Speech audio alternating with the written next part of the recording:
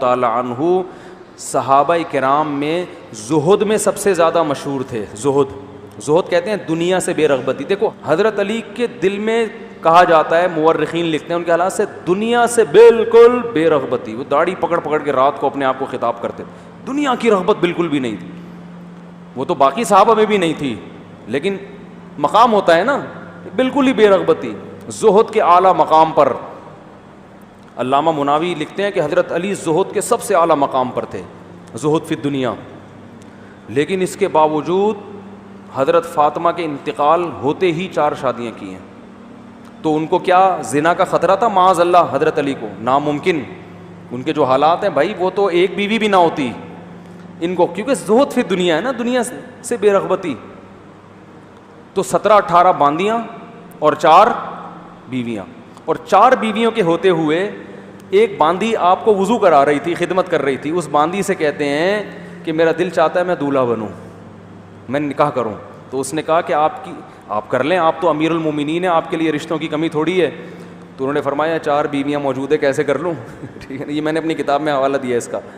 تو اس نے کہا ایک کو طلاق دے کے کر لیں. فرمایا نا, الطلاق قبیح اکرہہ, طلاق بری چیز ہے, میں اسے پسند نہیں کرتا.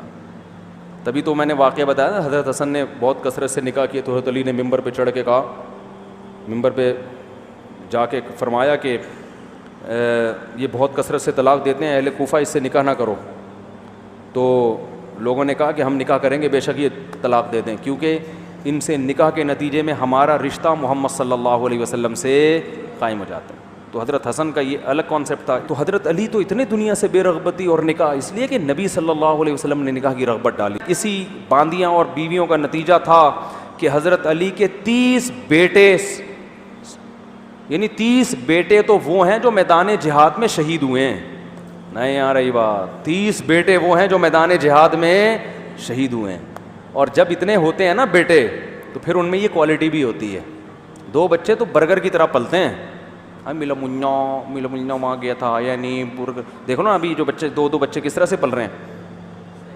مائیں صبح ناشتے میں 6 مہینے لگا دیتی ہیں, بیٹا یہ کھا لے بریڈ پہ, بریڈ کھائے گا, پاپے کھائے گا, پاٹھا کھاؤ گے, ہپا کھاؤ گے, کیا کھاؤ گے. کمبخت کچھ بھی نہیں کھاتا وہ, نہیں یہ بھی نہیں کھاؤں گا, وہ بھی نہیں کھاؤں گا. بڑی مشکل سے آیا, ڈبل روٹی پہ راضی ہوا کہ بریڈ کھاؤں گا. پھر وہ ڈبل روٹی کے 2-3 پیس بمشکل کھائے گا, پھر 1 آدھ کوفتہ لنچ میں لے کے چلا جائے گا. تو بچے جب زیادہ ہوتے ہیں لڑتے ہیں آپس میں, مائیں پریشان کہ ہائی یہ تو لڑائی کے ایک طوفان کھڑا کیا ہوا. او بھائی اس کو لڑنے دو بچوں کو, بیٹے آپس میں لڑتے ہوئے اچھے لگتے ہیں. یہ لڑے گا, اس میں کانفیڈینس, ابھی بھائیوں سے لڑ رہا ہے, یہ وہ لڑائی نہیں ہے, یہ تو بچوں کی لڑائی ہے.